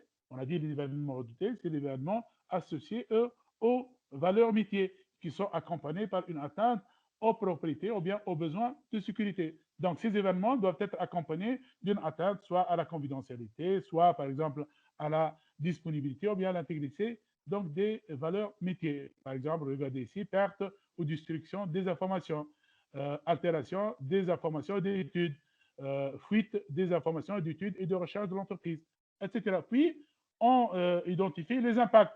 Donc là, c'est la description des conséquences de cet événement redouté. Donc, si cet événement redouté va être réalisé, va se produire, quel serait l'impact sur l'organisation? Et par la suite, en fonction des impacts identifiés, on va évaluer la gravité selon l'échelle qui a été définie à ce niveau-là. Par exemple, ici, vous voyez, il y a des événements redoutés qui ont une valeur, un niveau d'impact qui est égal à 4. Par exemple, pour la fabrication des vaccins, l'interruption de la production ou la distribution des vaccins pendant plus d'une semaine, pendant un pic de l'épidémie, par exemple Covid-19, là, va avoir certainement un impact grave sur l'activité de l'entreprise. Donc, impact sur la sécurité et la santé des personnes, impact sur l'image et la confiance, impact financier, etc. Et ceci a été évalué à un niveau égal à 4. La même chose pour la traçabilité, etc. Donc ça, c'est pour évaluer le niveau de gravité des événements redoutés. Par la suite, établir le socle de sécurité. La norme, plutôt la méthode aussi, recommande d'utiliser un document similaire à celui-là, par exemple. Dans la première colonne, on a le type de référentiel, par exemple, règles d'hygiène informatique et bonnes pratiques. Ça peut être aussi loi, ça peut être norme, etc. Et puis, identifier le nom du référentiel qui est appliqué réellement au contexte de l'organisation. Par exemple, en France, c'est le guide d'hygiène informatique de l'ANSSI. Et par la suite, on va évaluer son niveau d'application. Ici, on peut utiliser, par exemple, 3 niveaux appliqués sans restriction avec une couleur, par exemple ici orange, ou bien vert pour appliquer sans restriction, c'est-à-dire tout le guide il est appliqué sans aucune restriction, ou bien rouge pour appliquer, pour plutôt non appliquer. Alors, si il y a certaines règles qui sont appliquées, mais d'autres qui ne sont pas appliquées, donc on va dire que c'est appliqué avec restriction. Par contre, si le guide n'est pas du tout appliqué, là on va dire que c'est non appliqué. Si toutes les règles de ce guide-là sont appliquées, on va dire appliqué sans aucune restriction. Et lorsque c'est appliqué sans avec restriction ou bien non appliqué, on va identifier les écarts. Okay. Donc tout d'abord, on doit écrire l'exigence, donc la règle, par exemple ici, et d'écrire la justification. Par exemple, ici, la règle numéro 8, elle dit identifier nommément chaque personne accédant au système et distinguer les rôles. Là, cette règle-là dit qu'il faut absolument avoir un compte, par exemple, pour chaque utilisateur, un compte personnalisé. Il ne faut pas utiliser un compte générique par plusieurs personnes. Là, on a dit pour la justification des écarts, donc existence d'un compte admin non nominatif pour l'administration de l'ERP. Donc, il y a un seul compte admin qui est utilisé par tout le monde. Donc, pourquoi? Parce que la solution ERP, elle est propriétaire. Il ne permettrait l'administration par un autre compte. Donc, ça, c'est une vulnérabilité, c'est une faille, okay? C'est une insuffisance qui peut être par la suite exploitée par une source de risque pour réaliser, donc, pour causer un préjudice donc, à l'organisme. Donc, vous voyez, l'étude du socle de sécurité va nous permettre par la suite d'élaborer donc les scénarios opérationnels et d'exploiter donc les vulnérabilités, les failles qui ont été donc, donc identifiées au niveau de l'atelier numéro 1. Résultat de l'atelier numéro 2. L'atelier numéro 2, on a dit, ça consiste à définir les sources de risque et les objectifs visés. Voici un tableau qui est préconisé par la méthode pour identifier les sources de risque et les objectifs visés. Donc là, on doit poser les questions.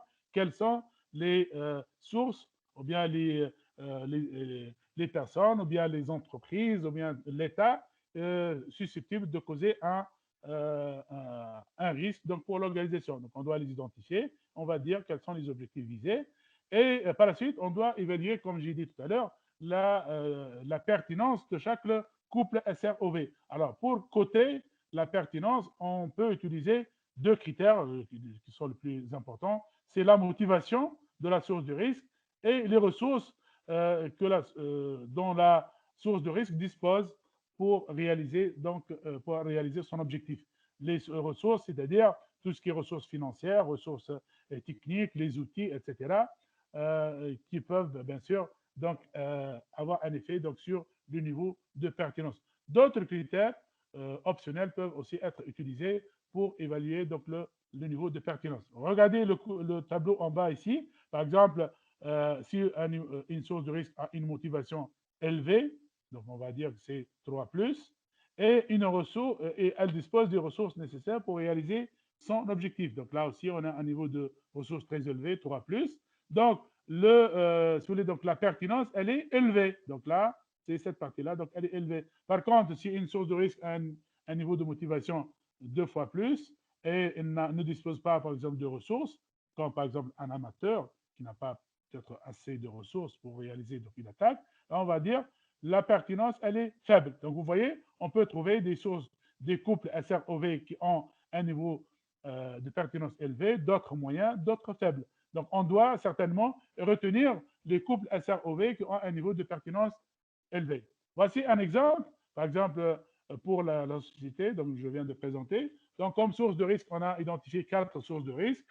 Un activiste qui a un objectif, par exemple, de saboter la prochaine campagne nationale de vaccination, en perturbant la production pour la distribution des vaccins, un concurrent pour voler les informations en espionnant les travaux de R&D en vue d'obtenir un avantage concurrentiel. Et là, certainement, surtout pour les sociétés donc, qui ont fabriqué des vaccins, il y a toujours des entreprises peut-être qui ont essayé donc, de voler donc, la formule chimique peut-être donc, du vaccin.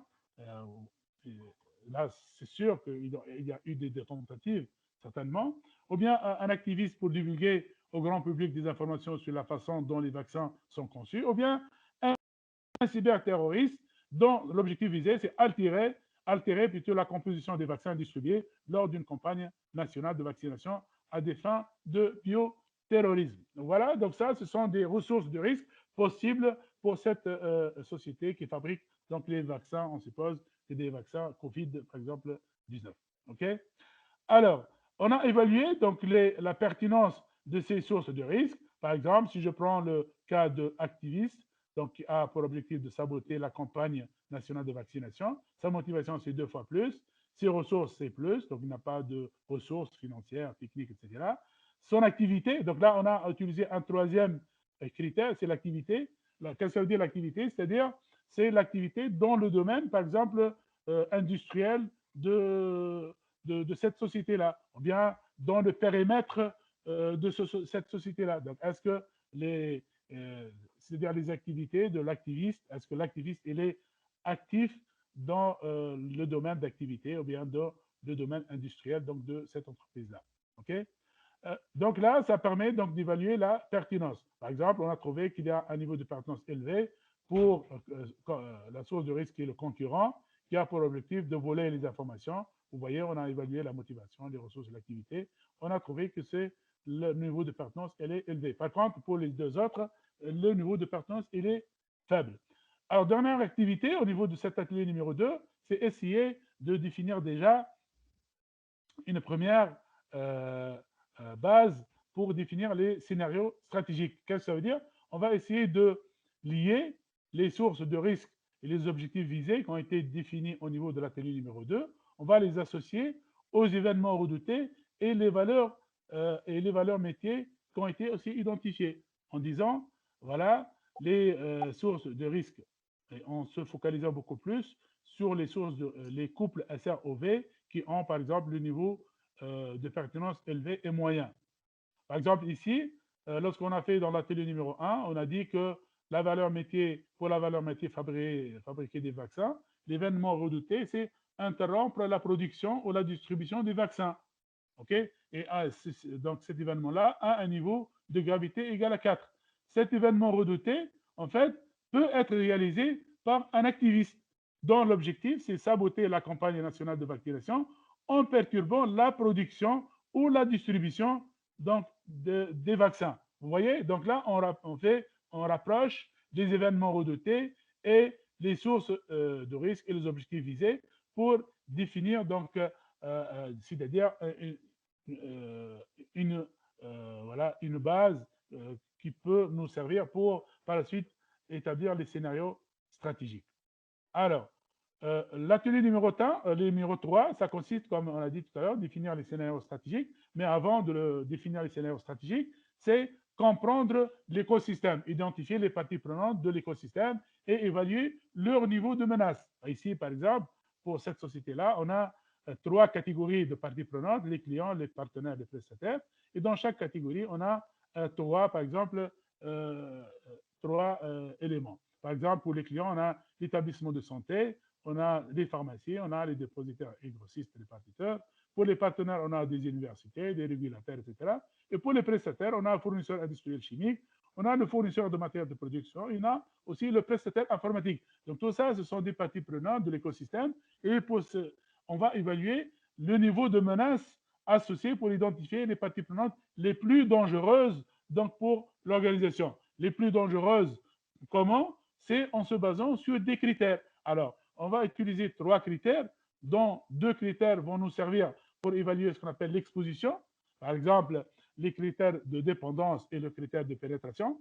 Par exemple, critère de dépendance, on va évaluer la relation entre l'objet étudié et, par exemple, chaque partie prenante pour dire est-ce que la relation, elle est, par exemple, nécessaire pour l'activité de l'entreprise ou non. Donc, si la relation n'est pas très importante et le partenaire n'intervient pas couramment dans l'activité de l'entreprise, là, le niveau de dépendance, il est faible. La pénétration aussi, c'est dans quelle mesure la partie prenante accède-t-elle à mes ressources internes. Par exemple, si on a un prestataire informatique qui a des accès privilégiés en utilisant le compte administrateur sur l'infrastructure, sur le serveur ERP, etc., etc. Donc, le niveau de pénétration, il est très élevé. Donc, un niveau de pénétration très élevé et un niveau de, de dépendance très élevé. Donc, ça nous met, ça évalue un niveau d'exposition aussi très élevé. Donc, ces critères-là permettent donc et permettent d'évaluer le niveau d'exposition. Si elles sont élevées, donc ça permet aussi donc de voilà donc de donc ils vont accroître donc la menace. Deux autres critères, c'est la maturité cyber et la confiance. Ces deux critères-là vont évaluer ce qu'on appelle la fiabilité cyber. Alors, si une société, un partenaire, il a un niveau de maturité élevé, c'est-à-dire il a mis en place des mesures de sécurité pour protéger son système d'information, etc., et on a confiance dans lui, donc ceci va certainement réduire le niveau de menace. Pour cette raison, on a utilisé la formule qui s'appelle niveau de donc la formule pour calculer le niveau de menace, c'est dépendance multipliée par la pénétration divisée par la maturité cyber fois la confiance. Bien sûr, on va évaluer ces critères-là aussi sur une échelle de 1 à 4.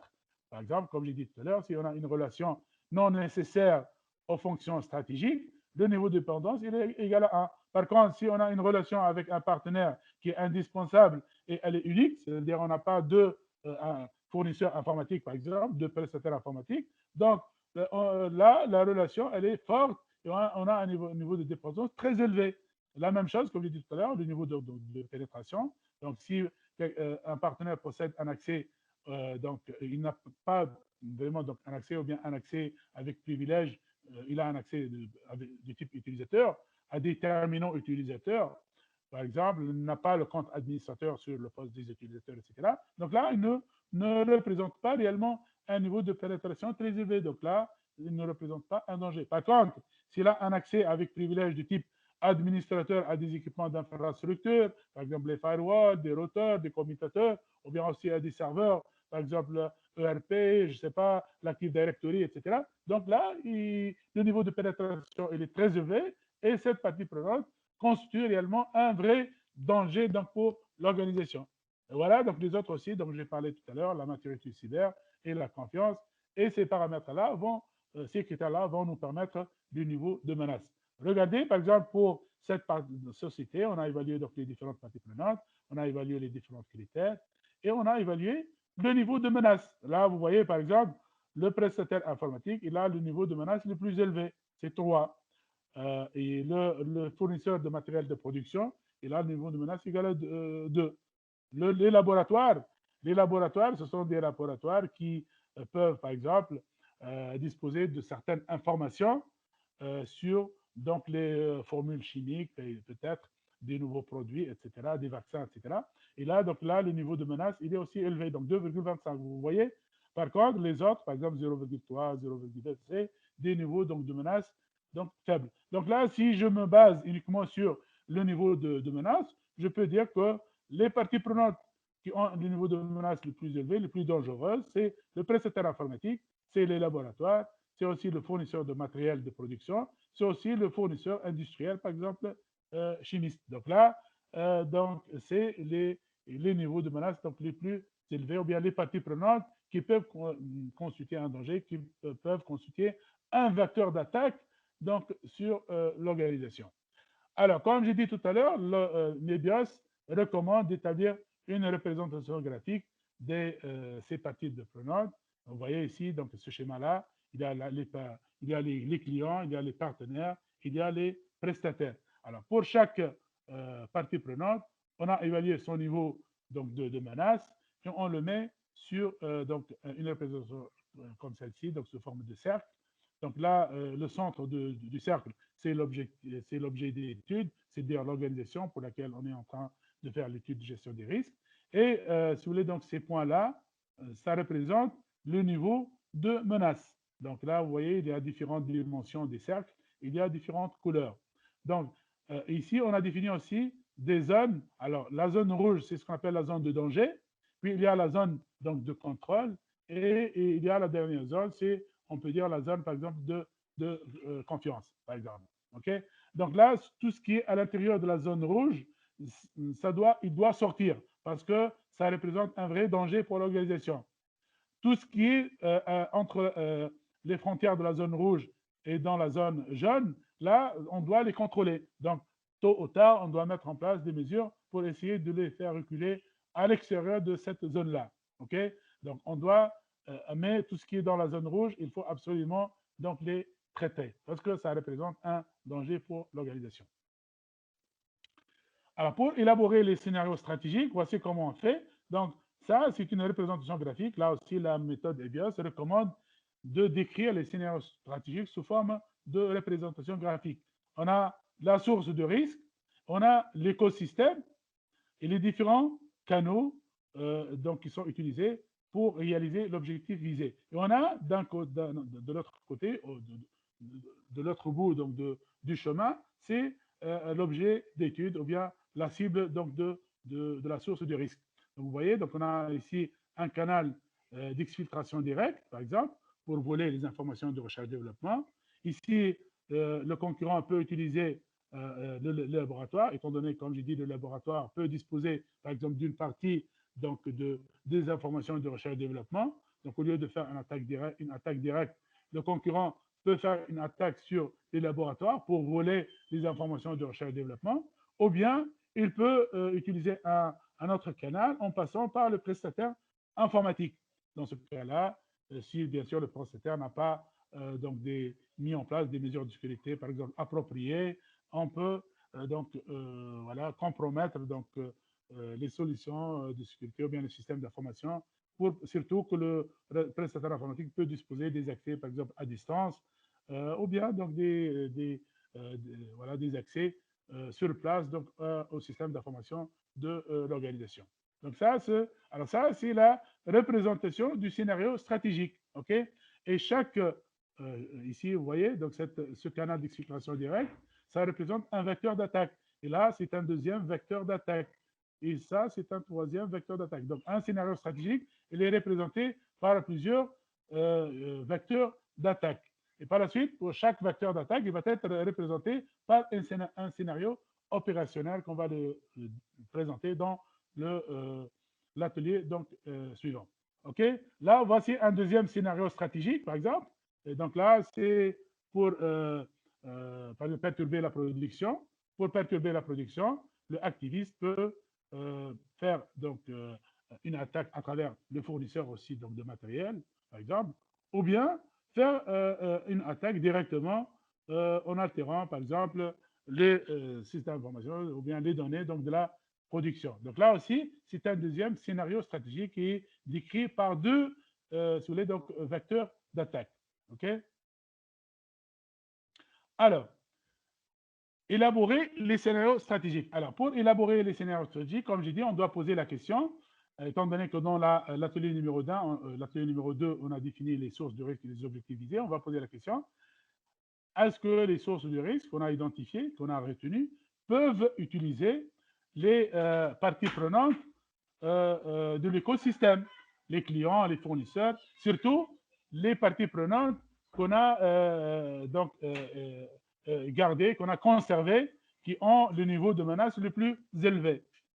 Donc, si oui, on va certainement donc, décrire ça dans un tableau de cette manière-là, en identifiant la source de risque, l'objectif visé, qui sont définis dans l'atelier numéro 2, puis voilà, donc identifier donc, le scénario stratégique qui a été donc, identifié ici, voilà, sont associés, et puis définir la gravité, et comme on a dit, donc la gravité, elle a été déjà définie au niveau de l'atelier numéro 1, parce que c'est la gravité de l'événement redouté qui est associé à ce scénario stratégique qui est décrit par les différents chemins stratégiques. Donc là, on a par exemple, on va supposons retenir donc ces deux scénarios stratégiques qui se basent sur certains événements redoutés et voilà donc pour lesquels on a identifié déjà les sources de risque, les objectifs visés et le niveau de gravité. Là aussi, alors Donc, à ce niveau-là, au niveau de l'atelier numéro 3, déjà, on peut, étant donné qu'on a identifié les sources ou bien les menaces ou bien les parties prenantes plutôt qui ont un niveau de menace les plus élevé, ça nous permet déjà, à partir de l'atelier numéro 3, à identifier des mesures de sécurité pour réduire le risque d'exposition à des menaces ou bien à des risques qui passent à travers donc, les parties prenantes. Donc, on ne va pas attendre la fin de cette étude de gestion des risques pour appliquer des mesures de sécurité aux parties prenantes. Si on trouve qu'il y a des parties prenantes qui ont un niveau de risque donc plus élevé, on va leur proposer des mesures de sécurité pour réduire donc les menaces ou bien les risques qui proviennent donc de ces parties prenantes. Là aussi, donc on peut, comme j'ai dit, pour chaque partie prenante, proposer des mesures de sécurité et aussi proposer ou bien évaluer donc le niveau de menace résiduelle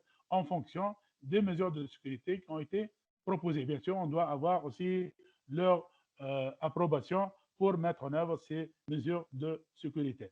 Et on a bien sûr, et la partie prenante a le choix entre accepter les mesures de sécurité qu'on va proposer ou non. Si elle n'accepte pas, aussi, la société ou bien l'objet, c'est-à-dire l'objet d'étude, peut aussi changer de partenaire, de fournisseur, de client aussi, de client ou bien de fournisseur. OK? Alors, résultat des travaux de l'atelier numéro 4, c'est les scénarios opérationnels.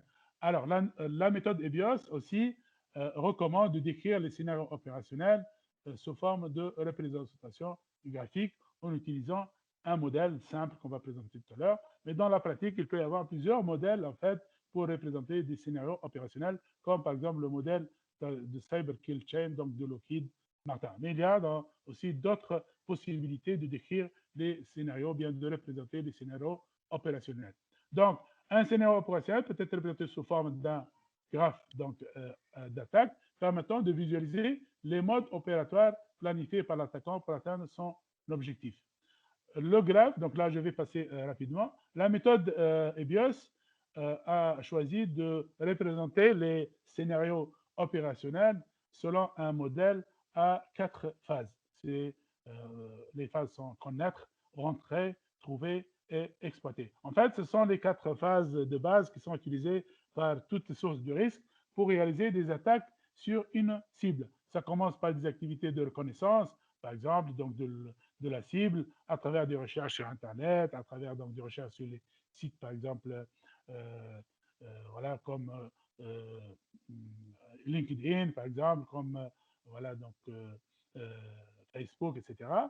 Par la suite, donc, il faut chercher donc, à rentrer sur le système d'information, bien les réseaux d'entreprise. Par la suite, trouver d'autres aussi, peut-être, composants du système d'information qui présentent des failles pour pouvoir donc l'exploiter à fin et accéder ou bien réaliser son objectif. Voici un exemple donc de représentation de scénario opérationnel pour le cas d'études. Par exemple, ici, pour le scénario, un concurrent vole des travaux de recherche en créant un canal d'exfiltration de données portant directement sur le système d'information de la recherche et développement, sans passer par l'écosystème, par une partie prenante de l'écosystème.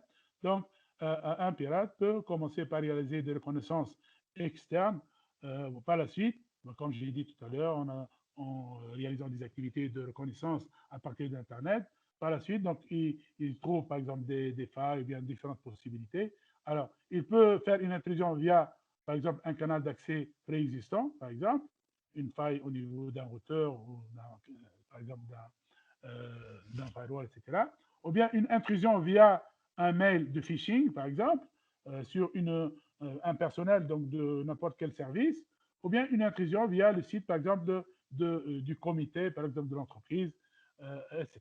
Donc ça, il a le choix, en fait, d'utiliser l'une ou l'autre des possibilités.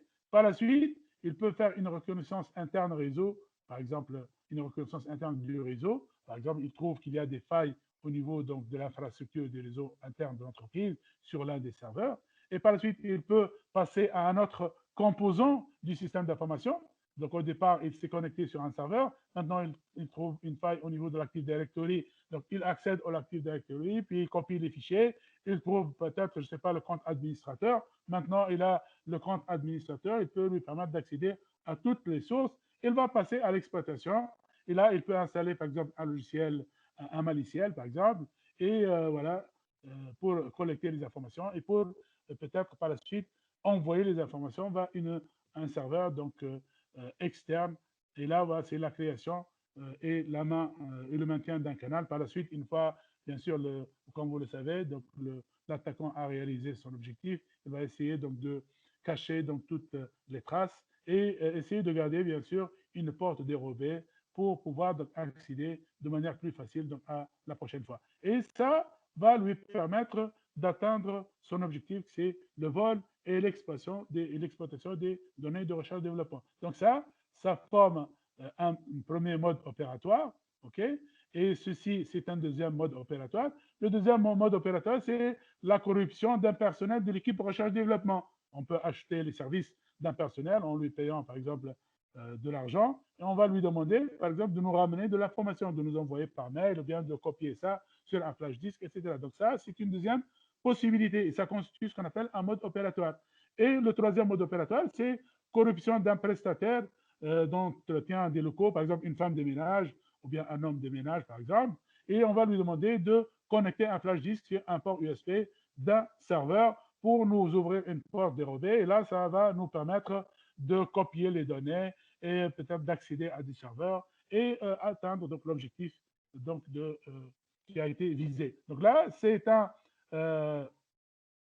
scénario opérationnel qui est décrit à l'aide de trois modes opératoires. Et certainement, vous remarquez que les modes opératoires n'ont pas la même vraisemblance, c'est-à-dire qu'ils ont une probabilité d'occurrence plus ou moins faible. Des fois, ils ont peut-être la même vraisemblance, mais de manière générale, ils peuvent avoir des différentes vraisemblances. Et ceci va nous permettre quel est le mode opératoire qui a la probabilité d'occurrence la plus élevée, et ça constitue le mode opérateur qui sera choisi par l'attaquant. OK? Alors, pour évaluer la vraisemblance, on a trois modes. Donc, EBIOS donc, recommande trois méthodes. Il y a ce qu'on appelle la méthode express, la méthode standard et la méthode avancée. La méthode express, c'est une évaluation par un expert de la sécurité sans prendre en considération les activités élémentaires. Je rappelle qu'un scénario, un scénario opérationnel, il est constitué par des actions élémentaires qui sont réalisées par la source de risque qui lui permet d'atteindre en fin de compte son objectif. Alors, l'une des méthodes, c'est dire, alors en fonction de l'expérience, en fonction aussi du résultat, oui, allô. Alors, je vais finir très bientôt. Donc, il reste quelques slides. Je vais donc les parcourir rapidement. OK? Donc, une méthode express qui permet d'évaluer la vraisemblance de manière rapide sans évaluer la vraisemblance de chaque action élémentaire. Puis, il y a la méthode standard. Cette méthode va consister à évaluer chaque action élémentaire selon un indice de probabilité de succès, c'est-à-dire la vraisemblance de chaque action élémentaire. Et par la suite, évaluer la probabilité d'occurrence ou bien la vraisemblance de tout le scénario opérationnel selon une formule. Cette formule-là, elle est écrite ici et ça permet donc d'introduire donc ce qu'on appelle l'indice de cumulé donc intermédiaire. Le temps ne va pas suffire pour vous expliquer comment, mais sachez que c'est une méthode qui va permettre d'évaluer la vraisemblance de chaque élément, de chaque action élémentaire, et puis de faire la vraisemblance intermédiaire, d'évaluer une vraisemblance intermédiaire à chaque étape, et en fin de compte, on va évaluer la vraisemblance de la dernière action, et la vraisemblance de la dernière action sera égale, sera considérée pour évaluer la vraisemblance du mode opératoire. Donc, on va évaluer la vraisemblance de chaque mode opératoire, et là, bien sûr, la vraisemblance la plus élevée sera considérée comme étant la vraisemblance donc du scénario opérationnel, et la source de risque va utiliser ce mode opératoire pour réaliser donc une attaque donc opérationnelle au niveau technique. La méthode avancée, elle va utiliser à part l'indice global de probabilité dont je viens de présenter pour la méthode standard, il va utiliser aussi un autre critère, c'est ce qu'on appelle la difficulté aussi. Voilà, c'est la difficulté élémentaire, c'est-à-dire la difficulté de chaque action élémentaire. Et ceci va permettre d'évaluer de manière plus précise, en fait, la vraisemblance donc, de chaque mode opératoire, ce qui va permettre par la suite d'évaluer aussi de manière plus précise la vraisemblance de tout le scénario opérationnel. OK? Voilà. Par la suite, donc, en fonction de la vraisemblance et en fonction de la difficulté technique de chaque mode opératoire, on va déterminer donc la vraisemblance de chaque mode opératoire et par la suite choisir, comme j'ai dit, la vraisemblance du mode opératoire qui a la valeur la plus élevée. Dans notre cas ici, la vraisemblance, elle est égale, la vraisemblance de tous les modes opératoires donc, sont égales et donc la source de risque va choisir l'une ou l'autre des chemins, donc c'est la même chose. Voilà. Maintenant, pour l'atelier numéro 5, sachant qu'on a évalué la gravité du scénario de risque au niveau de l'atelier numéro 3, on a évalué la vraisemblance au niveau de l'atelier numéro 5, ceci va nous permettre de placer les différents modes opératoires dans une grille comme celle-ci, par exemple, qui définit la vraisemblance sur une échelle de 4 niveaux et la gravité sur une échelle de 4 niveaux. Par la suite, définir la stratégie de gestion donc, ou bien de traitement des risques pour dire, par exemple, voilà, donc les risques de la zone rouge, c'est les risques inacceptables. Les risques de la zone orange, c'est les risques qui sont tolérables sous contrôle. Et les risques dans la zone ici bleue, c'est les risques acceptables en l'état. Donc, ça ne demande aucun traitement des risques. Et par la suite, certainement, identifier les mesures de sécurité qui permettent de ramener ces risques dans la zone rouge vers au moins la zone jaune et essayer par la suite de traiter ces risques-là dans la zone orange ou bien jaune vers la zone bleue. Voilà. Donc, ceci va nous permettre de définir des mesures de sécurité qui vont nous permettre de traiter donc, ces risques-là. Voilà. Donc, ça, c'est un plan, en fait, de traitement des risques qu'on a parlé tout à l'heure dans la norme ISO 27005. Voilà.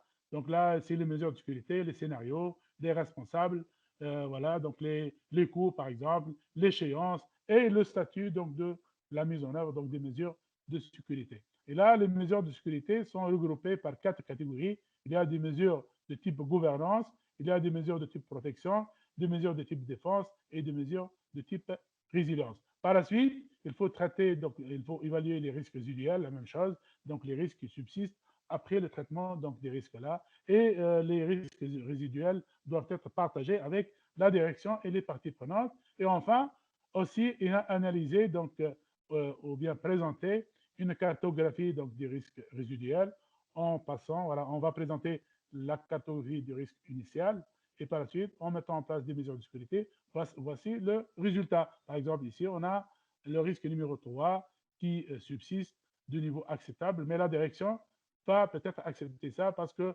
le prestataire informatique n'a pas accepté de mettre en place des mesures de sécurité. Là, la société peut peut-être proposer d'acheter des parts du capital donc de la société pour pouvoir imposer donc des mesures, par exemple, de sécurité, ou bien elle a le choix de changer le prestataire informatique.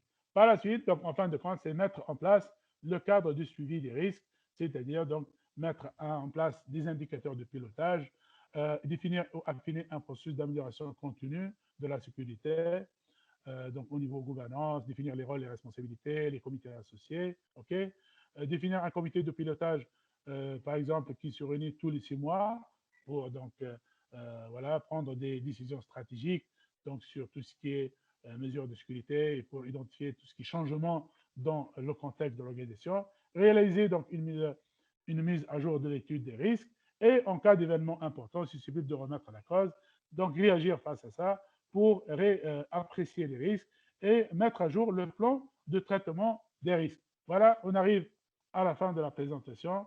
On doit passer à la présentation